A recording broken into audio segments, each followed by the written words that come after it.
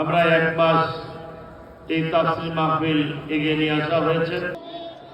Doctor Faizul হক স্যারের আগমন এলাকাবাসীর পক্ষ থেকে, দারুল আমান ট্রাস্টের পক্ষ থেকে লিল্লাহে তাকবীর।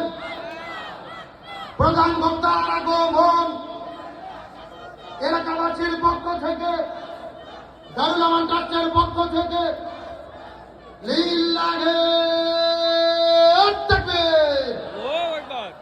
আজকের ঐতিহাসিক তাফসীর মাহফিলের প্রথম রজনীর সম্মানিত প্রধান মেহমান এসে উপস্থিত হয়েছেন। আপনারা খুশি না বেজার? আরো যারা বলেন খুশি না বেজার? আলহামদুলিল্লাহ, স্যার এর আগেও এসেছেন, আজকে এসেছেন। আমি ইনশাল্লাহ 2 মিনিটে শেষ করে দেবো। 2 মিনিট। যারা যেখানে আছেন বসে পড়েন, কোনো দিকে তাকাতাকি নাই, আমি শেষ করে দেবো ইনশাল্লাহ। আল্লাহ তাআলা যেন আমাদের সেজদায় চলে গেলেন, আল্লাহর কাছে দোয়া করে শুরু করলেন। নবীজি লক্ষ্য করে দেখে আকাশের মধ্যে থেকে ঝরঝর করে পানি পড়ে।